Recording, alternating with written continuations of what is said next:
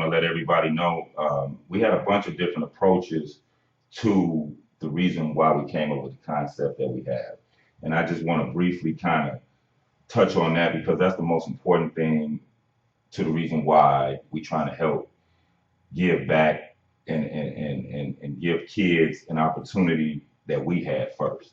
You know, because we were very fortunate to be raised in the Alief area, and we both went to Hastings, and we were very fortunate enough to go on to college and to play college basketball. I played at the University of Texas San Antonio, and Kavasi played at New Mexico and Augusta State. We were both able to graduate from college and move forward. So with that being said, the one thing that we always talked about was if there was ever one thing that we could do, what would we do to try to help the kids? And we always talked about putting on events where they would have an opportunity to showcase their talent. So that's where the concept of the showcase came in. Now the concept Diamonds in the Rough comes in, and we have another one of our business partners named Mr. Morris Brown, and this was probably back in the early 90s, late 80s. Well, a lot of the guys in Hastings, I don't know if you guys really are familiar with the history of basketball and A-Leaf way back from the 80s and everything like that. Well, there was a time when Hastings had no reputation for basketball whatsoever. It was just an area in Southwest Houston that people lived pretty much. It was a mixed community. It was considered the suburbs.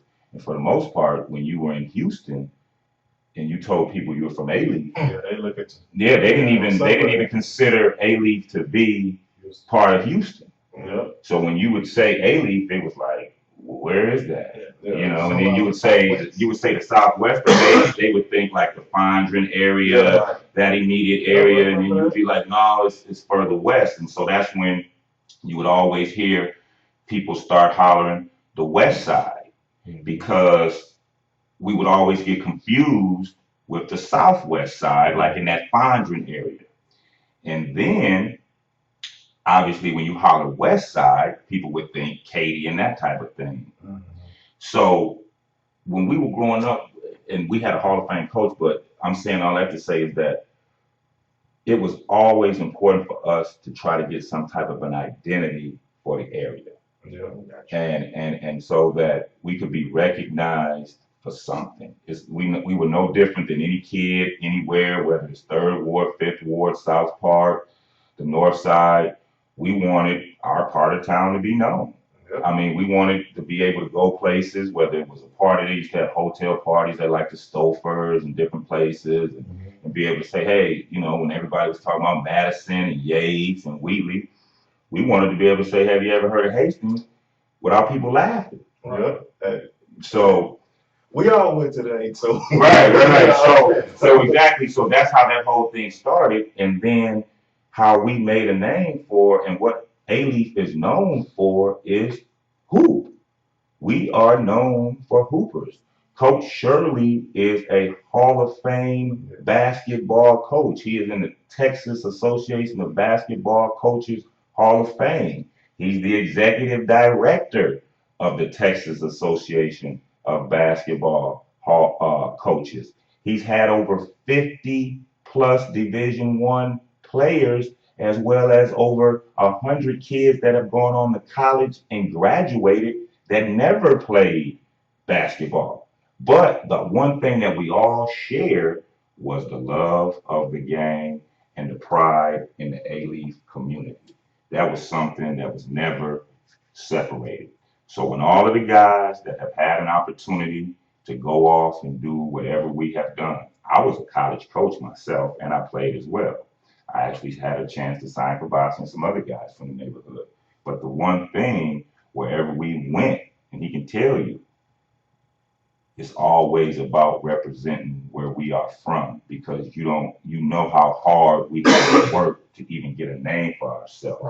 Okay, so that's the first thing. And so when he came back home and I came back home, and obviously you guys know because you guys are here in the struggle on a day-to-day basis, things have changed. Oh yeah, I just got back. Okay, you know what I'm saying? Like, right. So and so things have changed. The community has changed, and with that being said, the tradition of winning basketball programs and football, whether it's Elsik or Hastings, is not there. And that bothered me individually. The discipline alone in sports Alief is gone.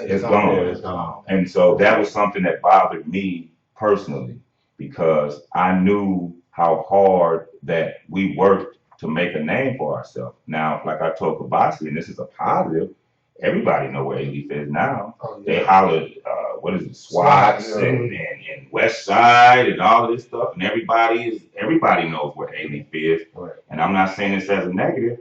They know us for all the wrong reasons now. Exactly. We've made a name for ourselves the wrong way. It's the wild, wild west. Yeah. Right. And I tell Kabasi that it's important for everybody to understand we're not that kind of kid. Yeah. There was other kids, and there are a lot of kids, and these kids that may be doing whatever's going on, they're not that kind of Not the kids. majority. Right. They're not the majority. They're not the majority, and that's not this neighborhood. That's not how we want us to be portrayed in this state, in this city, or anywhere. Right. So what we decided to do, along with guys like yourself that have any influence and have a little whatever they want to just basically get up and go, let's do something. Let's make a change. My father passed away recently, so that made me slow down, made me come back home, made me deal with the people that have helped me get anywhere that I have ever been. I tell them all the time, I'm not anybody, but at the same time, I am somebody Right. that's going to make a difference. And so with that being said, we just put our boots to the ground and we said we're going to do an event in Alief. And how it turns out is yet to be determined. But at the end of the day, it's going to be in the hood. Yeah. It's going to be in Alief. It's going to be a reflection of what we stand for. And that means it's going to be good. Yeah, anything positive in the hood is good. Right. And see, that's why, like last time I was on the show and I was talking about it, I really didn't go in depth into, what I really was doing because it's like, it wasn't a finished product. You know what I'm saying? But now it's like, the product is finished and it's out there right now. So. I remember you talking about about when I was that. talking about it, but it was like, I really didn't go in depth with it. But, now we're here. Like Preston was saying, man, we trying to do all. We just trying to make sure that, man, when you talk about Alief, man, everything is positive. Yeah. When the kids leave and go off to college, and they be proud to represent Alief in a positive light. I know I did. You know what I'm saying? Right. Yeah, it's What y'all was saying, like what you were saying, it's like by the time y'all left and I was in a senior high school. Right. We had already been known for the gang banging, and Right. you know what I mean. So Exactly. we made it our mission. Our senior year, we was gonna be known for something besides that. Right. You know what I'm saying? So now that, like I said, we went to the Alief, the Reunion. Elsa gang. Elsie Haitian gang. That It was was empty. first of all, It wasn't packed as we used to it being, but right. it was just the stuff that I seen alone on the football field. Like, yeah, I wasn't talking about the stands. the little On the Little product on the prizes. field. different. Everybody got on their own pair of shoes, got different socks on. Like I was talking to the athletic director, Coach Gerber. Coach Gerber. My coach. Uh-huh. Went to state. and I was talking to him, and I was like, "When did they start allowing them to do this? When they start wearing visors without having an eye problem? Because when I was in school, You you had had no eye problem, you wasn't wearing no visor. Right. You gonna wear what we issued you, or you wasn't wearing nothing. oh, you weren't wearing nothing. We all gonna look as a team. Ain't no individuals. Yeah. Right. But now, that's JoJo, that's Bobby, that's so and so, just by what they got on. It's like, And Coach Gerber said himself, there's no more discipline out here. It's gone. You can't tell them nothing. Can't tell these kids nothing because the mama coming to the it's school. kids raising kids. Right. Yes. Right. It's kids raising Yes. kids. Right. Back in the day, I wish we would say sometimes our teacher or a parent or anything that corrected us. First of all, you remember Coach, and he. Our coach Coach alone. Simple. Coach Simple. Sure. Coach Shirley. Shirley. I worked for Coach Shirley for a year, and I quit. I ain't gonna lie to you. I quit halftime with Elsie game. You know what I'm saying? But I respected Coach Shirley and Coach Smallwood because they didn't play that. Right. You go for an alley hoop in the game and you miss, that's 50 double horses before the next game. Right. Or you do not play. And that's just what it was. It wasn't gonna be no showboating. Right. No. It wasn't gonna be no trash talking. We're gonna play basketball, we're gonna play football, and we're gonna win, and we're gonna go on. I'll shake their hand. Right. on. We So we'll go speak home. helmets, you know what I'm saying? Right. So Excuse me, run that. you got the Right there. key. Oh, it's still open. It was open. Okay. But Like we go back to, man, we have to better our community and Alief as because if we don't do Who gonna do it, because the new generation they lost. it? And the thing is, it ain't that. I know the talent is there. It ain't like the talent ain't there. It's there. It ain't being developed. Right. You know what I'm saying? They got so much other stuff to do. It's like, bro.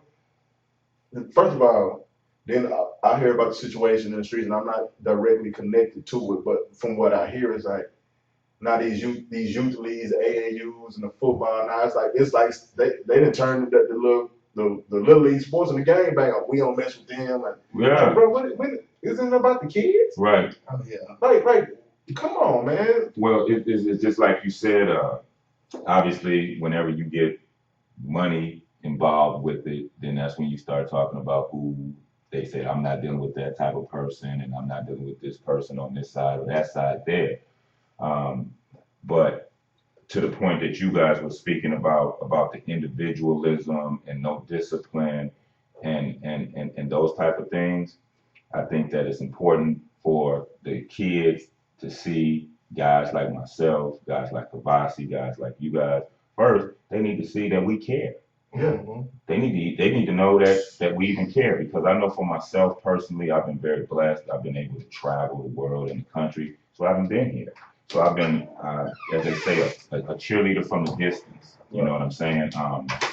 And with that being said, obviously we go, yay when we win, and when we lose, you go, man, why do we lose? And yay when we win, why do we lose?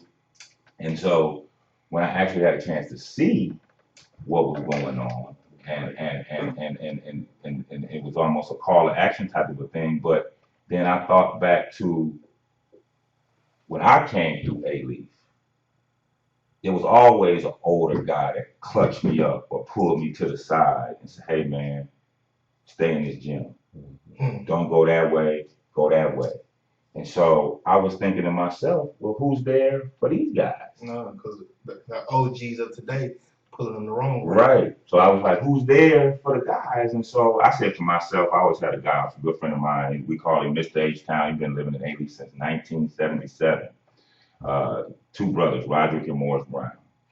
And Mo used to always tell me, he used to say, P, man, it's going to come a time when you owe the neighborhood. And I mean, like, when you blessed, but when you go to all of these other cities, like when you go to Chicago, Philadelphia, Detroit, Memphis, all the guys that played at certain schools or made it from the area, they come back. Right. They come back and they take a lot of pride in their individual neighborhoods and where they came from and the stuff that was instilled in them to be successful. Right. And what I realized in my travels was, why am I going to all of these different places around the country when I'm best served right where I'm at, right at home? I'm a valuable asset in my community. I don't need to help North Philadelphia. I will, but I'm needed at home. Right, exactly. And it took things. Sometimes it always, like they say, it takes sometimes hard things to happen in tragedy, but whenever they say through tragedy, there's always some promise and there's always blessings. So I know for a fact, for me to be able to be back in his life, for me to be able to be back in Houston, for me to be able to be back in Alief, working with the kids and in that community again, it's a blessing to me. They don't realize how much they give me. That goes back to what you were saying. All you got to do is go through the neighborhood and go to any place and you see all them kids running around. You know it's talent. Right. It's not anything where you go, man, I wonder what's happening. Like you said again, nobody's taking the time, energy, and effort first to let them know, hey, man, we care about your success. It matters to me that you make it. I don't have to know you. I don't have to know your mama. I don't have to know your daddy, your cousins, your brother. But you grow up around here. You from around here? Yeah, I'm from. You live around? Oh, yeah. Man, it's important for you to make it, man. I got you. And that's what's up. So we're going to